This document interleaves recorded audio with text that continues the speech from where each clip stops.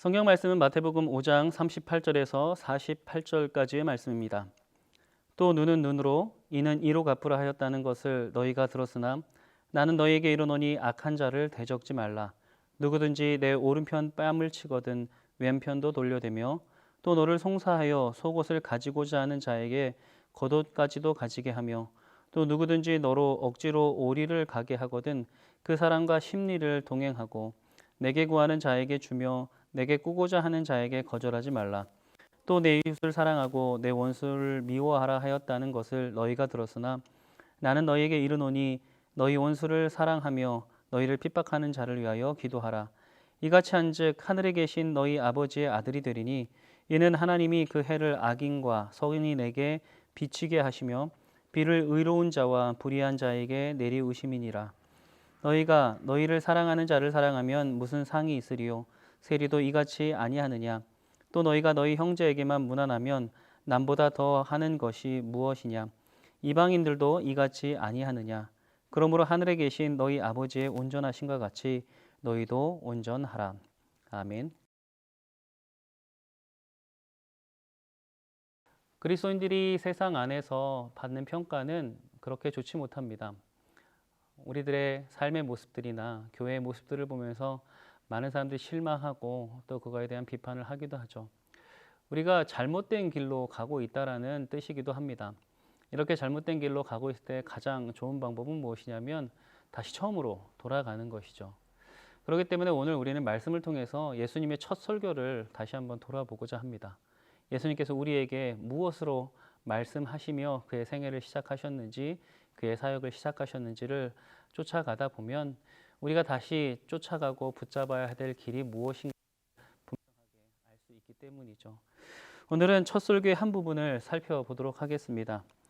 오늘 말씀 마태복음 5장 48절의 말씀을 보면 그러므로 하늘에 계신 너희 아버지의 온전하심과 같이 너희도 온전하라 라고 말씀하고 있습니다. 이것은 예수님께서 우리에게 주신 명령입니다. 우리의 삶은 주님의 온전함을 따라가야 하는 삶이 되어지죠. 38절에서 39절 말씀을 보면 또 눈은 눈으로 이는 이로 갚으라 하였다는 것을 너희가 들었으나 나는 너희에게 이르노니 악한 자를 대적하지 말라. 누구든지 내 오른뺨을 치거든 왼편도 돌려대며 라고 말하고 있습니다. 눈은 눈으로 이는 이로 갚으라 라고 하는 것은 실제적으로 출애굽기에 나와 있는 말씀에 따른 것입니다. 출애굽기 21장 24절에서 25절을 보면 눈은 눈으로 이는 이로 손은 손으로 발은 발로 된 것은 된 것으로 상하게 한 것은 상함으로 때린 것은 때림으로 갚을지니라 라고 말씀하고 있죠. 율법을 보면 율법에서는 복수라는 것을 허용한다라는 것을 볼 수 있습니다. 근데 그 복수의 방식이 무엇이냐면 받은 대로 그대로 대갚아 주라라고 말하는 것이죠. 이것은 실제로 그 율법이 하는 역할이 무엇이냐면 감정에 취해서 혹은 욱하는 마음에 받은 것, 피해 이상으로 더 큰 과도한 복수를 하는 것을 막기 위한 제도였습니다. 예를 들면 야곱의 아들들에게서 일어났던 사건을 보죠. 야곱의 딸 디나가 세겜에게 강간을 당하는 사건이 벌어집니다. 그런데 나중에 이 아들들이 이 세겜이 야곱에게 찾아와서 이 디나를 좀 아내로 삼게 해달라고 하는 부탁을 하게 되어지죠. 이때 야곱의 아들들이 할례를 행하면 세겜의 말대로 할 수 있다라고 요구를 합니다. 그래서 많은 사람들이 할례를 받고 있을 그때에 칼을 들고 가서 그 모든 사람들을 쳐 죽이는 일이 벌어지게 되어지죠. 이 일로 인하여 시므온과 레위는 야곱에게 저주를 받습니다. 이러한 말씀에서 나오는 것처럼 실제로 감정이 격하여져서 그리고 그런 감정들로 인해서 우리가 받았던 피해 그보다 훨씬 더 큰 과도한 복수 또 그리고 그 복수는 또 다른 복수를 나와서 굉장히 피해 향연들을 벌이게 되어지는 경우를 많이 보게 되어집니다. 즉, 이 율법은 이렇게 너희가 당했다면 그 당한 만큼을 다시 갚아주어라 라고 하는 과도한 복수를 막고 있죠. 근데 예수님은 여기서 한 발짝 더 나아가서 너희들은 그렇게 알고 있지만 이제 새로운 길을 우리에게 제시해 주시는 것입니다. 지금까지는 그렇게 듣고 살았지만 그것이 기준이 아니라 나는 새롭게 다른 것을 너희에게 말한다. 예수님께서 말씀하신 것이 내 생각보다 중요합니다. 내가 예수님을 따르겠다고 결정하는 것은 말씀을 따라 산다는 것이고, 그 말씀을 따라 산다는 것은 그것이 아무리 어려운 길이라 할지라도 그 길을 향하여 한 걸음 한 걸음 내딛는 것을 이야기하죠. 예수님은 용서하라 라고 말씀하고 있습니다. 그리고 세상에서 우리가 여태까지 살아왔던 방식이 아닌 이제 예수 그리스도로 말미암아 우리에게 새롭게 찾아온 그 길을 따라가라고 말씀하고 있죠. 어떻게 그 말씀대로 살 수 있을까? 그것을 오늘 말씀은 몇 가지의 예시를 통해서 우리가 하나님 나라의 백성으로, 이 세상의 백성이 아닌 하나님 나라의 백성으로 살아가는 방법에 대해서 말씀해 주고 있습니다. 첫 번째는 39절에 오른뺨을 때리거든 왼뺨을 돌려대라라고 하는 말씀인데요. 권위에 순종해야 한다는 뜻일까? 그때 당시에 로마의 지배를 받고 있었던 사람들, 그 사람들이 누군가에게 뺨을 맞게 되어지면, 특히 로마인들에게 뺨을 맞게 되어지면 덤비지 말고 반대쪽도 때려주세요 라고 해라 라고 하는 것인가? 근데 실제적으로 이 말씀의 뜻은 그때 당시 지중해 문화권을 좀 살펴봐야 합니다. 그때 당시에 사람이 사용하는 손 중에 왼손은 굉장히 부정한 것으로 여겨졌고요. 오른손으로 거의 모든 일을 할 수밖에 없을 때였습니다. 우리가 그림을 그려본다면 사람이 오른뺨을 맞으려면 오른손으로 때릴 때 어떻게 때릴 수밖에 없냐? 손등으로밖에 때릴 수 없다라는 것이죠. 근데 손등으로 때리는 것은 네가 나보다 비천하고 내가 너의 주인이다라고 하는 것, 아니면 주인보다도 더 마치 키우는 동물과 같이 취급할 때 쓰는 것이 바로 손등으로 때리는 것입니다. 상대방을 경멸하고 아주 미천하게 보고 내 아래로 갈아서 보는 것, 그것이 바로 손등으로 때리는 행위죠. 근데 여기서 말하는 오른뺨을 때리거든 왼뺨을 돌려대라 라고 하는 것은 무엇을 얘기하냐면 손등으로 때릴 수 없다라는 것을 얘기합니다. 즉 내가 지금 너에게 이러한 취급을 받았지만 나는 그러한 자가 아니다라는 것을 비폭력이지만 당당하게 요구하는 것이죠. 난 너의 종도 아니고 나는 당당한 한 사람이다라는 것을 이야기합니다. 이것은 우리 요즘 흔한 말로 의리, 가백이 할 수 있는 가장 당당한 저항이라는 것이죠. 이것은 그 상황 자체를 변화시킬 수는 없어도 그 상황 안에서 내가 어떤 정체성을 갖느냐에 대한 말씀은 분명하게 세울 수 있습니다. 내가 흥분하지 않고 그리고 그런 상황에 내가 누구인가를 당당하게 드러내라라는 것이 바로 이 말씀에 숨겨진 뜻이 아닐까 생각을 해보게 되어집니다.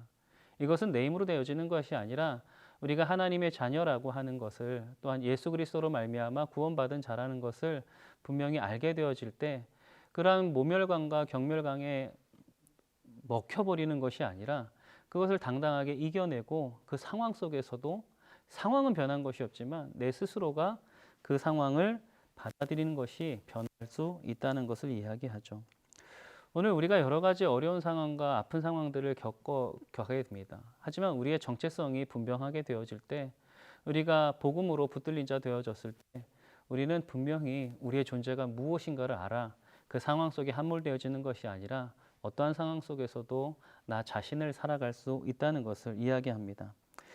두 번째는 40절에 고발해서 속옷을 가지고자 할 때 겉옷을 벗어주라 라고 하는 말씀이 있습니다.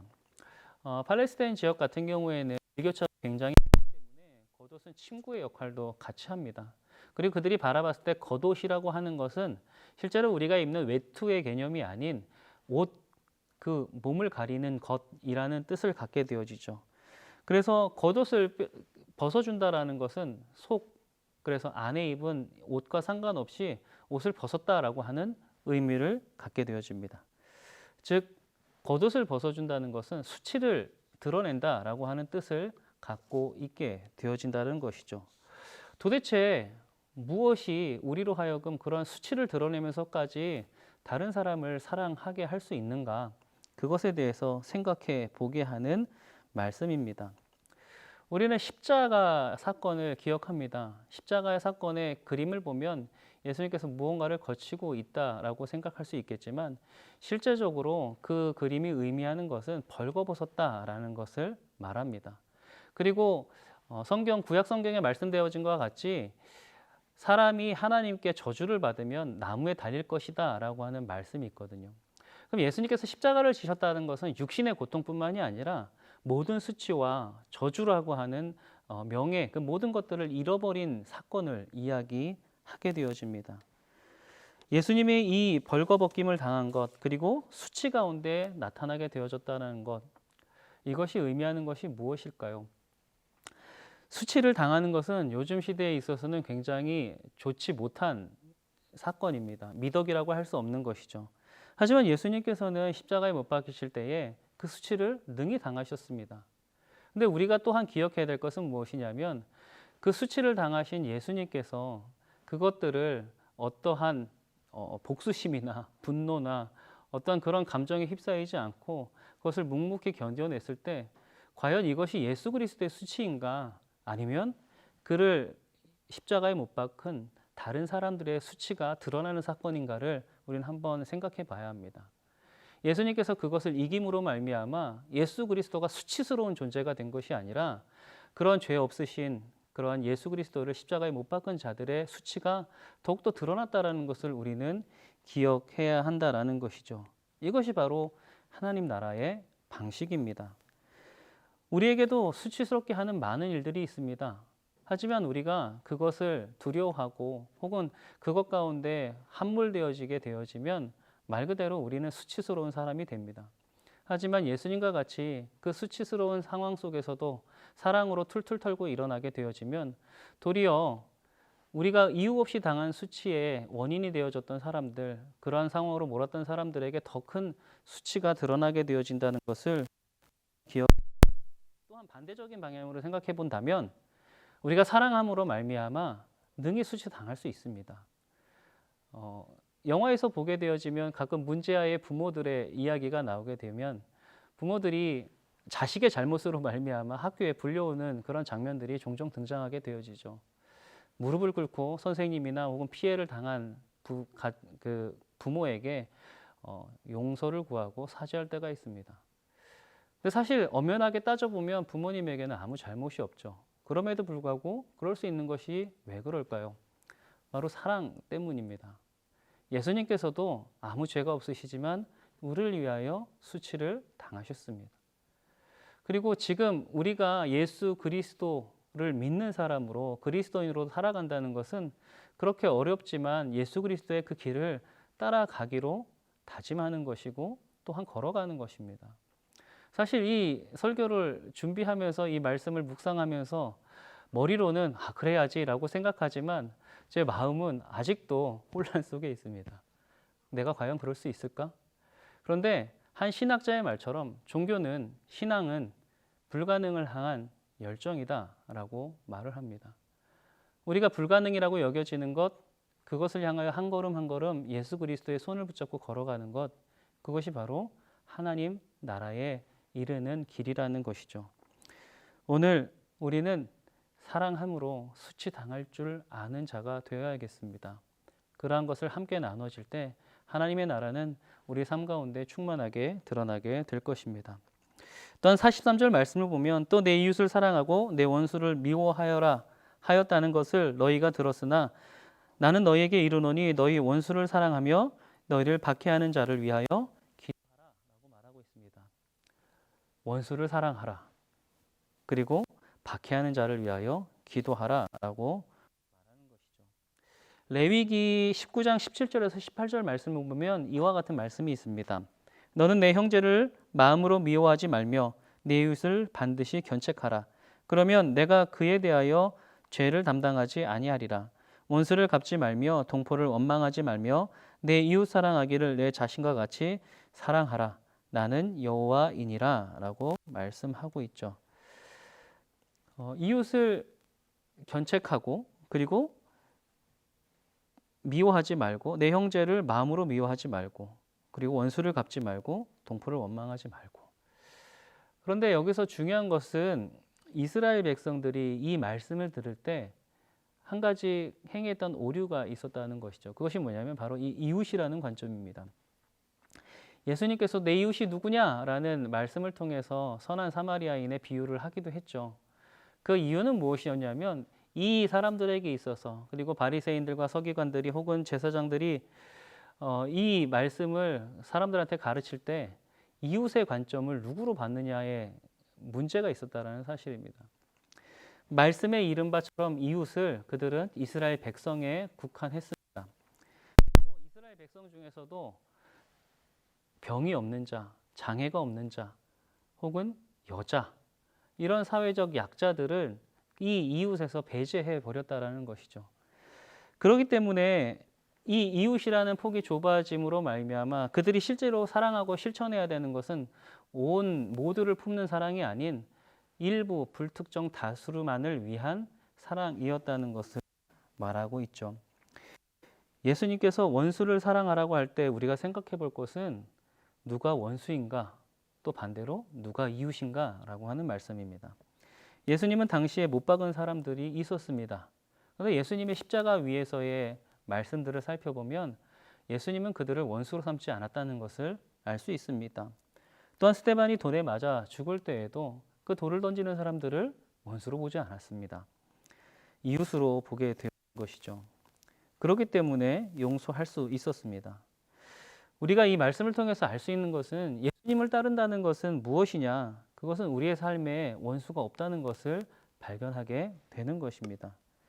우리는 그렇다면 원수를 만들어 가는 세상 가운데 살아가고 있습니다. 하지만 이것은 예수님이 우리의 기준으로 바라보는 것이 아니라 예수님의 기준으로 우리가 우리의 삶을 돌아봐야 한다는 것이죠. 오늘 원수가 생각이 나거든, 내가 원수로 여긴 자들이 있다면 우리는 이 말씀을 굳게 붙잡아야 합니다. 왜냐하면 우리에게는 그것을 용서할 힘도 능력도 마음도 없기 때문이죠. 우리가 그것에 함몰되어지면 그 사람들을 붙들고 있는 영적 시절을 알아보지 못하게 되어집니다. 그렇다면 우리가 어떻게 용서할 수 있느냐, 어떻게 그것들을 받아들일 수 있느냐? 44절 말씀을 보면 나는 너희에게 이르노니 너희 원수를 사랑하며 너희를 핍박하는 자를 위하여 기도하라 라고 말씀하고 있습니다. 기도하라 라는 말씀에 우리는 주목해야 합니다. 원수를 사랑하는 방법을 알려주신 거예요. 그냥 우리가 사랑으로 해봅시다, 안 됩니다. 우리 역시 죄인이기 때문이죠. 우리 안에서 선한 것이 나을 수 없습니다. 기도의 자리에 앉으라는 겁니다. 그리고 기도하라는 것이죠. 기도를 시작하면 그때는 여러 가지 것들을 볼 수 있습니다. 시편의 말씀에도 보면 원수를 향하여서 정말로 비방하고 고발하고 고소하는 많은 시들이 있습니다. 하지만 그 시들의 결론은 무엇이냐면 그 모든 것을 하나님 앞에 맡긴다라는 것이죠. 우리가 지금까지 살펴봤던 모든 것들을 통해서 알 수 있는 것은 무엇이냐면 결국은 우리의 삶이 예수 그리스도를 따라간다라는 것은 예수 그리스도와 더불어 가는 삶, 예수 그리스도의 말씀을 따라가는 삶, 기도하는 가운데 그 뜻을 알아가는 삶입니다. 그것은 내 고집대로 하는 것도 아니요, 내 경험대로 하는 것이 아니요, 그 가운데에 하나님의 뜻이 무엇인가를 하나님의 시선으로 바라보는 것이죠. 그 경험이 우리 가운데 있어야 합니다. 그리고 그 고비를 넘어가게 되어질 때 오늘 우리는 온전하게 되어지는 역사를 체험할 수 있습니다. 48절 말씀을 보면 그러므로 하늘에 계신 너희 아버지의 온전하심과 같이 너희도 온전하라. 나 여호와는 나는 거룩하니 너희도 거룩하라 라고 말씀하셨습니다. 또한 온전하신 것 같이 온전하라 라고 말씀하고 있죠. 미성숙한 그리스도인이 아닌 오늘도 한 걸음 한 걸음 성숙으로 나아가는 발걸음들이 우리 가운데 있기를 바랍니다. 그리고 그 말씀을 따라 우리가 나를 이겨내고 주님과 함께 살아가는 삶을 살 때 그로 인해 더 이상 목마르지 아니하고 우리가 부족함을 느끼지 아니하고 또한 두려워하지 아니하는 세상을 향하여 담대히 살아가는 삶을 살아갈 수 있을 것입니다. 이것이 바로 온전하게 사는 것이죠. 이것이 하나님의 형상이 드러나는 삶입니다. 하나님의 형상을 회복했을 때 어떻게 살게 될지 가르쳐 주셨고 그 온전함이 드러나는 자리, 그것이 바로 십자가입니다. 아무든지 나를 따르려거든 자기 십자가를 지고 나를 쫓을 것이니라. 이것은 그 자리에서만이 가능하기 때문에 그렇습니다. 내 안에 내가 살아있게 되어질 때 우리는 그럴 힘이 없습니다. 하지만 내 안에 그리스도께서 살아가실 때 십자가에서 그분을 만났을 때 우리는 그렇게 살아갈 능력을 얻게 되어지는 것이죠. 오늘도 우리는 주님의 온전함을 따라가는 삶을 살아야 할 것입니다. 그 온전함 속에서 하나님이 우리 삶을 통해 복음의 역사들을 이루어 가실 것이고, 또한 우리가 살아가는 이 땅에 하나님의 나라가 임하여지는 귀한 일들이 충만할 것입니다. 오늘 그러한 마음으로 살아가시는 저 여러분들이 되시기를 주님의 이름으로 축원합니다. 기도하겠습니다. 사랑하고 풍성하신 하나님 아버지, 오늘도 주님의 뜻으로 주님의 말씀으로 살아가는 우리 모두가 되기 원합니다. 우리가 살아갈 때 원수를 사랑하는 것 어렵습니다. 또한 우리에게 부탁되어지는 많은 것들 거절하기 쉽습니다. 하지만 주님, 우리로 하여금 정말로 사랑하는 마음이 우리 안에 있게 하여 주시옵소서. 그리하여 우리가 인간답게를 넘어서 예수 그리스도인답게 살아가는 귀한 삶으로의 초청에 응하는 우리가 되기 원합니다. 비록 어렵지만 불가능해 보이지만 그것을 향하여 열정을 가질 수 있는 우리가 되게 하시고, 오늘도 그러한 예수님의 삶을 따라 나서는 귀한 새벽 이슬과 같은 우리 청년들이 될 수 있도록 인도하여 주시옵소서. 오늘의 말씀 감사드리오며 사랑이 많으신 예수님의 이름으로 기도합니다. 아멘.